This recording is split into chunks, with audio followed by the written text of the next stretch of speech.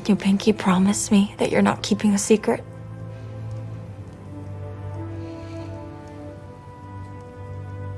Abigail.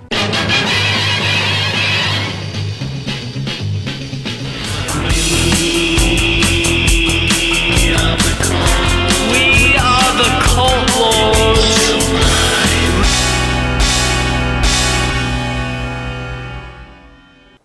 Welcome back in, Cult Lords fans. We are here to do another movie review for you. One for the holiday spirit, another horror movie. And Dane, this one is Abigail. Ooh. So Yummy. yes. Now, if you're new to the channel, Ballerina, a movie about a ballerina, right? a ballerina's tale, I guess. I don't know. I'm just making that up. All right. This, if you're new to our channel, we are the Cult Lords, and we are back from a 4-month hiatus. So looking forward to do a lot of these movie reviews for you. This one we want to get in before Halloween because it is horror month, right? Yeah. So, And we do want to say a big thanks to all the new subscribers and everybody that's been jumping in there. We love the comments. Even if some of them are negative, we'll take those. yeah, we've actually had a big uptick in people coming and visiting our channel lately, subscribing, commenting, having dialogue with us. So we welcome that. Thanks for coming in and doing that. But if you're new to the channel and you haven't subscribed yet, we'd really love you to subscribe. We're trying to get to 1,000. You can take a look at what we're at now. It's not 1,000 yet. So starts with you. And then make sure to like this video and then comment at the bottom. What did you think about Abigail? Did you feel the same way we did? We're about to share how we felt. So now, if you're also new to the channel, one of the things we always like to do is have a cocktail and a drink. Hopefully you'll pour a drink too and have one with us. Dane, what are we having this week? We're having Jephthah Creed Butcher. What is it? Bloody Butcher Corn. Oh. 4 different mash bill, made straight bourbon whiskey. It's a tasty beverage. Definitely's got some kick to it. Cheers, everybody. All right. All right. Now, if you have not seen Abigail yet, we have a warning for you. Really? Spoiler alert! Oh! Yes, spoiler alert. We are about to go into heavy spoilers. So if you have not seen it and you don't want those ruined for you, hit pause, go stream it wherever it's streaming. I don't know where it's streaming. I forgot where it was. Was it Netflix? We got it on Vudu, I think, or Yeah. Fandango. So It's out there. I've got it on Blu-ray. It came out in April, right? In the theaters, I think. Yeah. I think I saw that. So it's Yeah. you can get it very easily. In other words. Yep. So yeah, pause, go watch the movie, come back, see if you think what we think. I'd love to know if anyone's ever actually done that. I don't know. I know there's people out there, they tell me that they avoid the spoiler alert and they watch even though they haven't seen it. And they want to hear what we say before we go and watch it. Yeah. I'm like, that's not the way I consume movies, buddy. I don't want to know anything about the movie. He sets the bar high for zero information. I want zero. I want to know nothing. No nothing. Like Schultz. So I know nothing. Nothing. now, before we give our scores and then tell you, discuss this movie, we kind of want to see what the general population thought. The Gen Pop, if you will. Those Rotten Tomatoes. Yeah, the Rotten Tomato scores. We like to share that. Now, Dane, you have avoided this. I have avoided it. All right. I don't like have my brain tainted by other people's scores. Okay. All right. So what do you think the critics gave Abigail? 91. 91. Wow. And then what do you think the fans gave it? 81. 91. So you think the critics liked it more than the fans? Mm-hmm. All right. Well, the critics... How wrong am I? The critics gave it an 83. Ooh.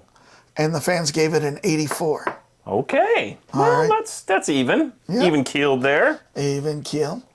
So, good to know what the general population, but the industry's been waiting for months now. Put this into streaming, and they've been waiting to see what the Cult Lords rate this. The industry standard, moving standard ratings. That's right. All right. Budgets have been set and fallen based on these pending scores. These scores have been delivered by our accounting firm, making sure that they audit that nothing was tampered with. Our auditing firm, Deloitte and Douche. Larry just left. Yep, he just dropped them off. I saw him. He was like wiping his lips. There was some red stuff on his lips. He was feeding on something. I don't know what we had in the back room for him, but beets. Some funky beets. Jelly bellies.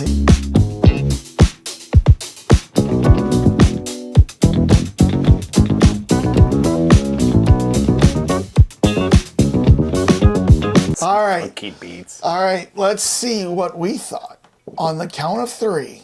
1, 2, 3. Ah! Take a bite out of crime, 8.5. Vampire Heist, 8.3. Yeah. Look at this. We're the critics and the fans. Basically so, yeah. All right. Let's get rid of Uno, this. dos, tres. Oh, where do those bats come from? Dang it. All right. So we both liked it. Gave it B's. Yeah. You're at a B. I'm at about a B. Yeah, minus. yeah. I have to say. It could have been better. Could have been better. Could have been better. But you know what?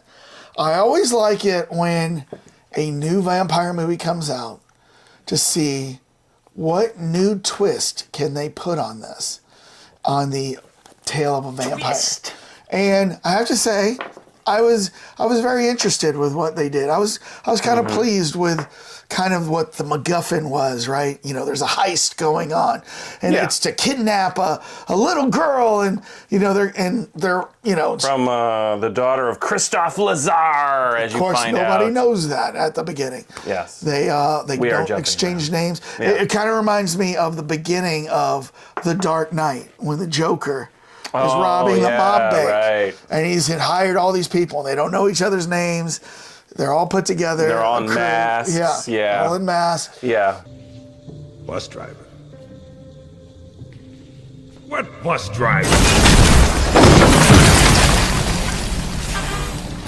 School's out. In this case, they all see each other, and they're all, they really established early on everyone's personality. Yes. I mean, that was quick. Yes. So you were, and one of the other things too that I loved is that every character kind of had other things being revealed as it went along. It wasn't like a giant dumping of info at the beginning. So yeah, no, I'm telling you, I liked the plot points in this, just being kind of different, right? It's not like plus 3 teenage kids stuck in a haunted mansion. Well, and that was the big twist, right? Yeah. I mean, that was the beauty of this movie is that if you had stayed away from the trailer, then you wouldn't have known that the little girl was going to turn into something else. Right. I mean, that was the beauty of this. It was like a one of those Russian dolls. Like you were finding things out as the actors were finding it out. And, and with the start and everything, you really thought, okay, this looks like every Frank Grillo / Gerard Butler crime movie. Yeah. It even has that guy Kevin Durand in it. Yes. He's been in a bunch of stuff like that. He usually plays a bad guy or he's part of a heist or a crew or something like that. Yeah. But he was the muscle. He was the goon. The goon. But the Canadian You're goon. right. I mean, from opening scene, I knew she was a vampire somehow. I didn't know if she was actually a vampire or she was going to be turned into a vampire at the mansion, right? I mean, I had been long enough that I couldn't remember exactly what the premise was. Because I think we did do the review for the trailer a long time ago. We did. And so, I mean, I deliberately did not want to spoil anything by looking at the trailer recently. So as the movie was going along, I'm like, it kind of all of a sudden started occurring to me that, she might be a vampire because of the way they were setting it up. Right. So all along, I knew she was a vampire at some point. My wife didn't know. But I was just thinking that maybe she wasn't one, and then when they got her to the house, there was some sort of evil in the house that when she was alone in the room came in and turned her. That would have been an interesting twist. Yeah, but it wasn't that. It wasn't that. Yeah, I mean, they unfortunately, we'll get to it. The shame bell will be brought out here shortly. I don't have any shame to give. So all right, are we going to you want to hear the shame bell? The shame bell is coming out right now. Then the marketing team for Abigail. Shame. Shame. Yeah. You guys ruined the surprise. So you know what they could have done? Should have not told everybody she was a vampire in the trailer. So what they could have done is they could have shown some clips of her father at the end. Because you don't know what her father looks like. I know. You know what I mean? And I agree with you. That's what they should have revealed. And like if they revealed that in the trailer, and then they just show the girl like maybe running around a little bit, you'd like think scared, she was a victim. You would think she's the victim and not the main foil. So you're right. All right, now I'll shame that marketing. Would you like the bell? Let's shame the marketing. We're doing the shame to the marketing team. I mean, come on. Shame. How can you give away the...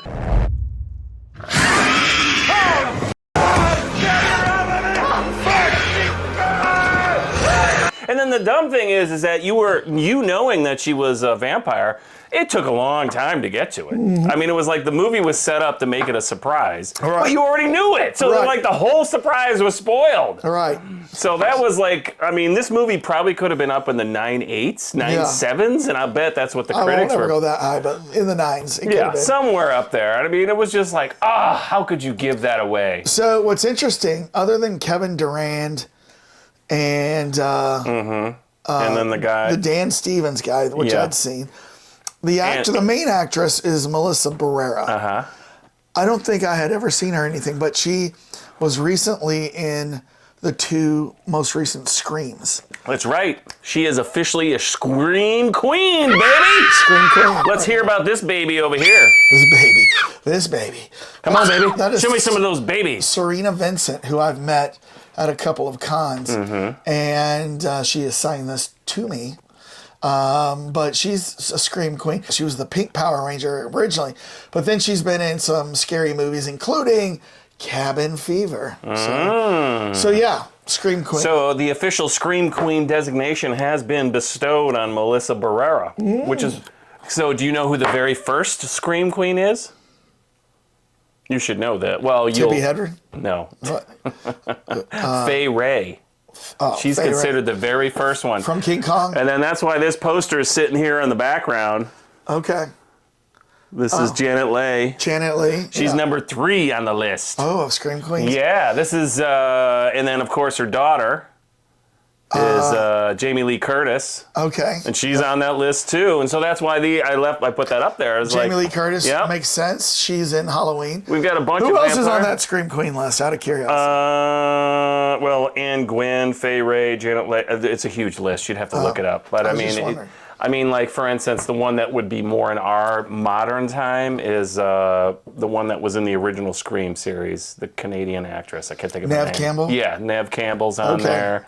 Jennifer Love Hewitt. She might be on there, but she hasn't done enough horror movies. You got to do more than one. Yeah. And then the one that's playing Wednesday.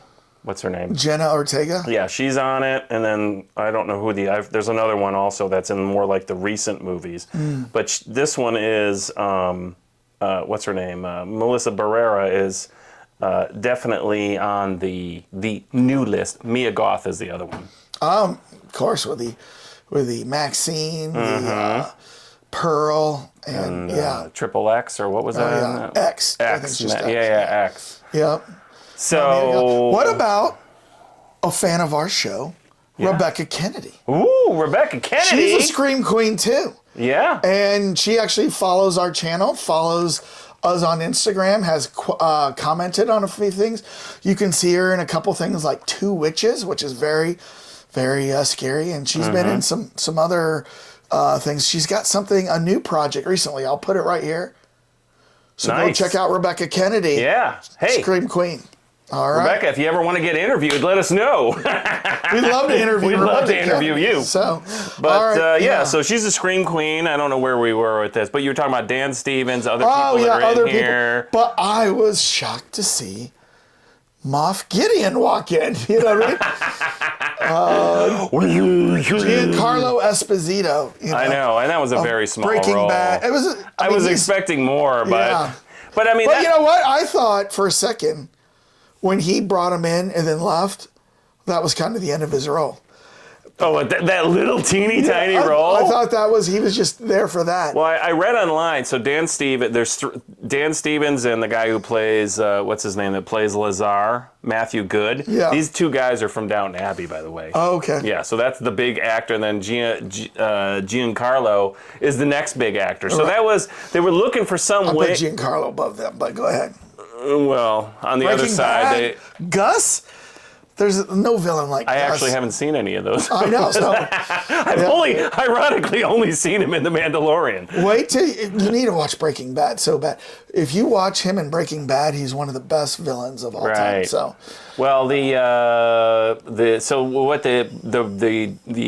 screenwriter, the lead guy did. They deliberately brought in these high caliber actors to kind of like bring like a gravitas to something that had a lot of funny moments in it. And that was really the beauty of this movie, is that it was serious, but at the same time, there was so much over-the-top ridiculousness.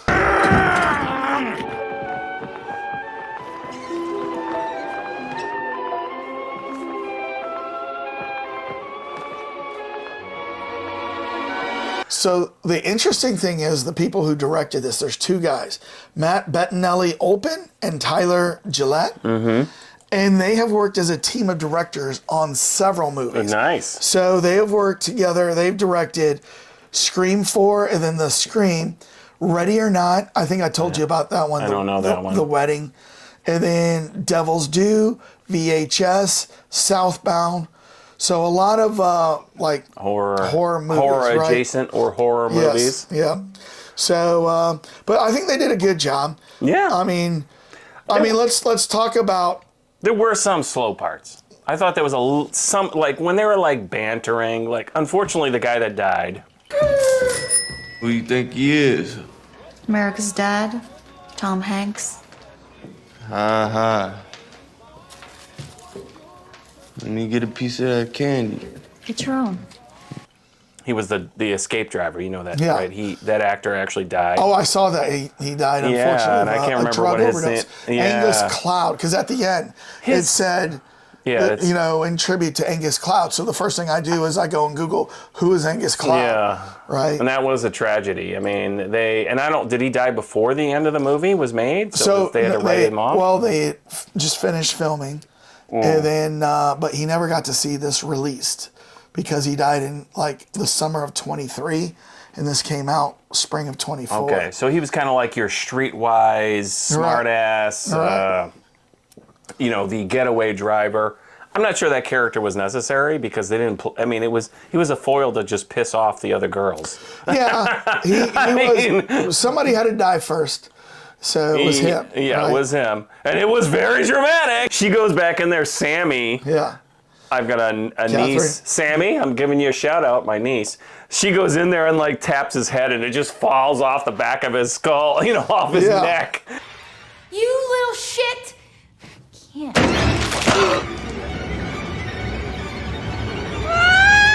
I mean, that was the introduction of this whole movie going into another territory, because if the freaking marketing crew hadn't given away, you would have thought this was a serious crime movie. Right. And then they kind of like the beginning of From Dusk Till Dawn. So when From Dusk Till Dawn was in the theater, I went and saw it on a date. And we did not know it was a vampire movie. What? Because those days they didn't really reveal on trailers. No, because in the trailer they made it look like a heist job. Yeah. So we went in, and when this turned into a vampire movie in the cantina, the whole crowd was like, "What the f? What is going on? This is a vampire movie." This could have done that. I mean, that was the beauty of this movie, is it was well written. But the marketing department spoiled the entire premise. Now, then they all come down and they stand around this corpse missing a head, and they're talking well, who came down here? What was it? I would be throwing up if this was in real life. If I saw a body without a head, I would not be just standing around casually talking about stuff. You know what I mean? I mean, yeah, that and that's the other reason why I went on the lower side, is because I thought some of the reactions were a little ridiculous, in the sense that they weren't based on reality. They it was almost like the writers knew specifically that it was a vampire, so then they wrote the characters to not react appropriately, because you're right. I mean, they should have been like, what the? Yeah. Who cut this guy's head off? It looks like a wild animal. I mean, there wasn't enough freaking out going on. There wasn't. So then, they go upstairs, or they're upstairs, and Joey shows her ability to read the room, who everybody is, right? Mm-hmm. Reveal some of their background. And then, you got this guy, Rickles. He was Don Rickles. Remember they called him? Yeah, they all had like the Rat Pack. Yeah. You want names? Fine. Frank, Dean, Sammy, Peter, Joey, and... Damn. This man got his finger on the pulse of pop culture. And you're Don fucking Rickles. You happy? Not really. You would think that after all these horror movies happen, and you see this, the number one rule is don't split up. And I always hate it when they're like, okay, we're going to split up. Whenever I hear that, we're going to split up. But they got guns. Well, right now, I guess you're right. They don't suspect vampires yet. At this point. When the So heads get ripped off, yeah. But when they do know it's a vampire and they're going to go look for her, at that they point. still split up. Yeah. I'd be like, we're going to go room to room all together till we find her so we can knock her out. Although, I mean, so I'm going to counterpoint there to you is like, remember they all of a sudden was like, it's vampires. What do vampires don't like? And then like garlic, crosses, this. And then that was the one thing that this movie did kind of like destroy was like a lot of this stuff doesn't work. She takes the garlic and is like, doesn't work. Takes the crucifix and is like, they're right.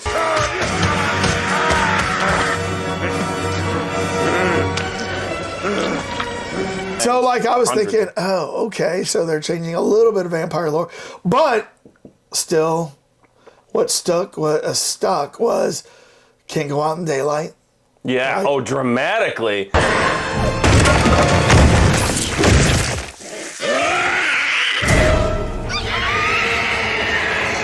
That was really cool. Yeah. I mean, I thought her arm was in the sunlight. Like, whoosh, and then she's like, ah! And then you watch it growing back, you know what I mean? Yeah. So, but, another one was, the stakes through the heart. Mm-hmm. And when they stake somebody through the heart, it isn't like it's a boom explosion of guts and blood. That was dramatic. Meet your first victim.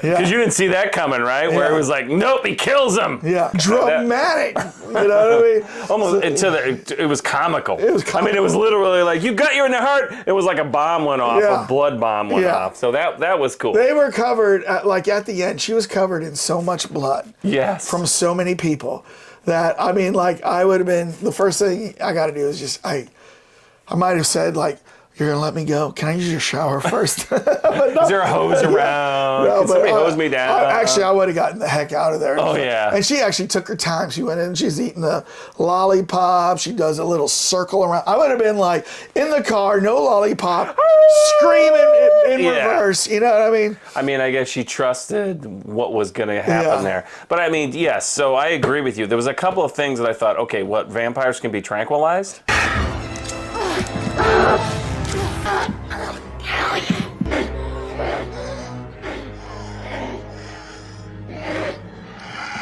Yeah, so that's a new thing. That's new. Right? I didn't know. I mean, I guess. I guess it can happen. They didn't say what it was. Right. I have never seen a vampire tranquilized like that in a movie. So if you have, let us know. New territory there. Where a vampire's been tranquilized like that. And then vampire on vampire. I didn't know if you could kill a vampire by draining them completely. Yeah, that was kind of like you had to drain them completely, right? And and then this goes into there's a couple of things. So this girl who's a vampire for centuries. I mean, they found that ancient painting up on the wall where her and her dad. Remember in that dark corner that somebody was looking at it with the flood. I don't remember that part. There was a part where I think it was Angus, goes in with a flash, with his lighter, and he's walking down this hallway, and there's all of a sudden this weird mural on the wall, and it looks like a dad and a kid coming from Europe, and so it's supposed to be colonial times is the way, and so it was supposed to be them, and he's looking at this while that's going on. So I was like, So this is the establishment that she's been a vampire for that long, because this is a subtext of the entire movie, is that she has daddy issues. Right. Daddy's ignored her for too long, and she's been killing all of his enemies, because he is the crime lord. To try to gain his attention and approval. Yeah. So he's the crime lord. But it's interesting because, you know, he is not Dracula. So I mean, they never mentioned. No, I have a question about that. Oh, do you? I was going to ask you that. So you don't think he's Dracula? I don't. I think he is. Oh. Because the original title of this movie was Dracula's Daughter. This is what this movie was based on, is Dracula's daughter. Well, so they don't have that in there. They have no. Yeah, then they decided to like remove things. Yeah. And so, but he does mention multiple times, I've gone by multiple names. We're talking about the very end when Lazar comes up. So is Lestat and Brad Pitt. Right. I mean, but they weren't. So they were they're being, let's just say they're being coy with it. Right. And that this could be it. So Dracula, or Lazar, the crime lord, her dad, shows up at the very end, and he's the uber vampire. Lazar. I've gone by many names over the countless years. But my point going here with the girl was that Abigail was that if she's this like vampire that's been around for centuries, one of the established lore is you get power, you get strength, you're kind of immortal, and like the big muscle guy's holding her down. But also, which has been established in vampire lore, is the age that you're bitten, you stay that age forever. Oh, okay. Remember, so that explains that part. So do you remember, like in Interview with a Vampire, when they, you know, bite Kirsten Dunst?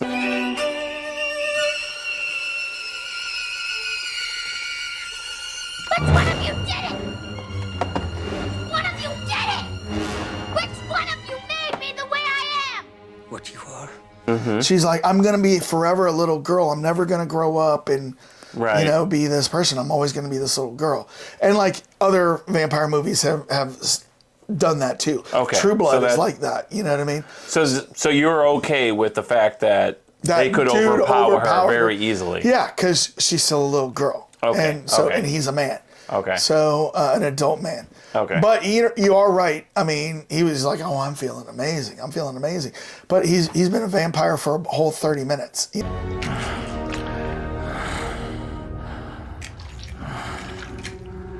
Oh, yeah. I feel great. Yeah, he's like picking things up, like he's like, I'm going to drain you, I'm going to throw you around. And so I thought they were a little, let's say, liberal in the definition of vampires there, because it's like, well, she's the one who turned, wait, I forget. No, I'm sorry, Esposito turned. What's his name? He turned him. Giancarlo Esposito. Hey, why don't we take out the little girl and the crime boss, and then we rule, right? Yeah. So. And what was interesting about that? It reminded me a bit of Den of Thieves when I was seeing that happening, because I was like, would Frank do that? Yeah.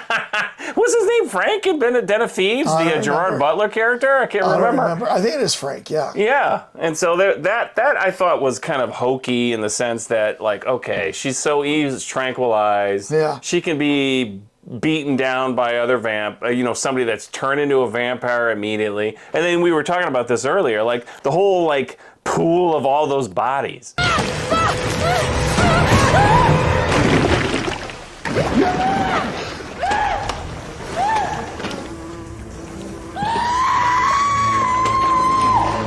What was up with that? I was about to bring that up when you finished your point here, but you brought it up. That to me was the most disturbing part of the movie. Yeah. Where I was like grossed out and like freaking out about, in the basement they have a swimming pool, an in-ground swimming pool, and it's filled with all these dead bodies. How many bodies are we talking? Like 2, 3?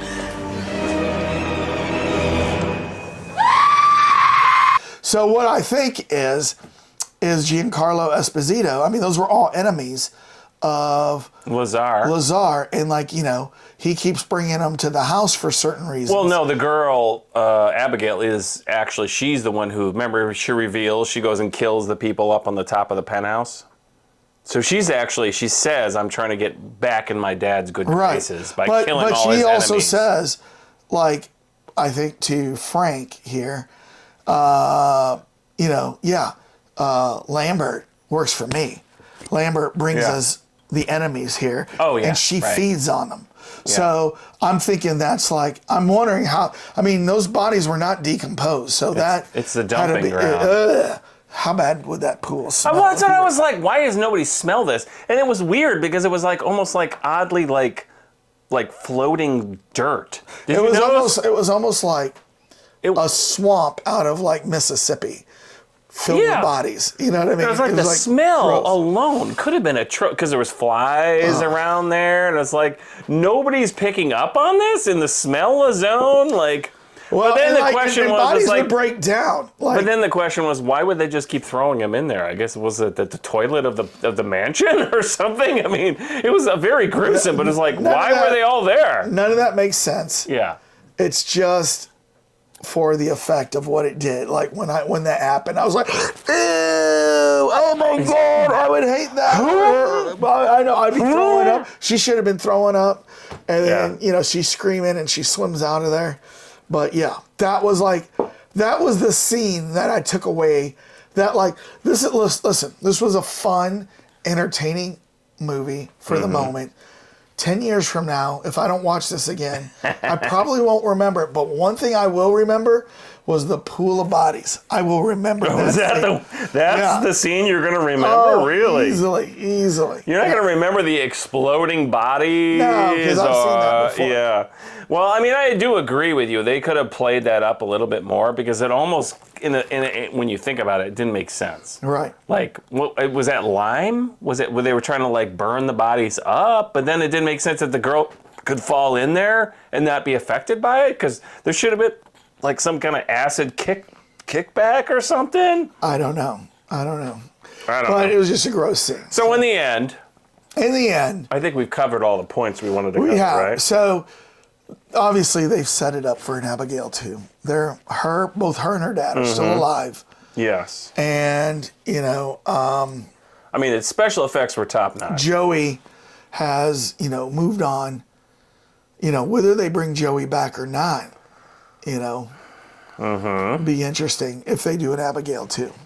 Yeah. And we've talked about this a little bit too with some of the stupid things. It's like, if she was this famous ballerina, remember she was at this super established ballerina hall at the beginning. It's like, wouldn't people say, why isn't she aging? Well, but they kind of glossed over that. That's what vampires do through the thousands of years. They live somewhere for a while and then they move somewhere else. Mm-hmm. Oh, and the other reason, by the way, so I asked you earlier if this was Dracula or not Dracula, is that they did a lot of hints. So Dracula's daughter was what I had cited earlier, but did you notice what was on the gate? It had an icon up on there. No, tell me what it was. It was the Order of the Dragon, which is originally what Dracula himself was involved in. I'm a vampire. And by the way, they also played Swan's Lake a lot in this movie, the musician, and that was in the original Dracula with Bela Lugosi.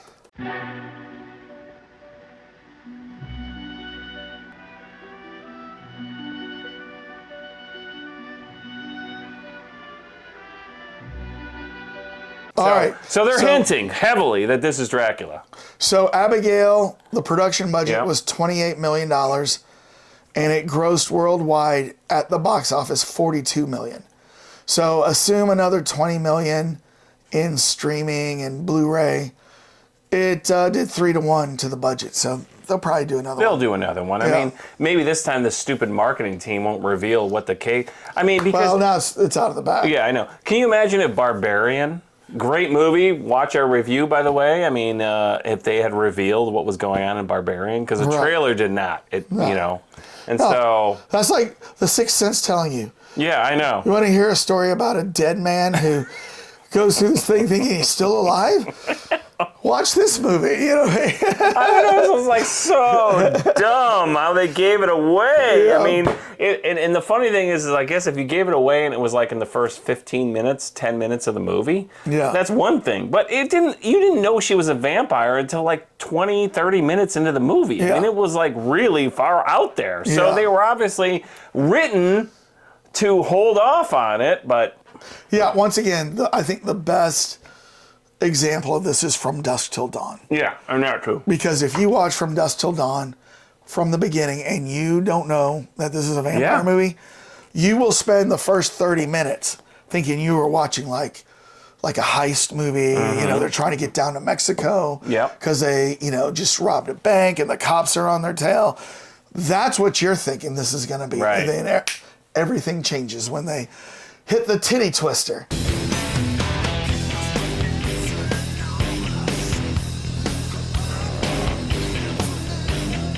The bar in Mexico. Yeah. Yep. All right. Well, I tell you what, we liked it. It could have been better. The trailer kind of ruins some stuff.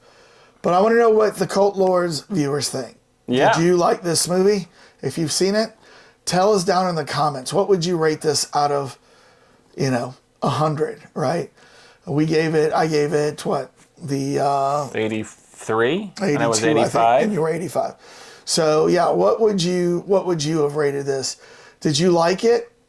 Was there things that could have been better? You let us know. After you hit like, and then subscribe. We need a subscription from you.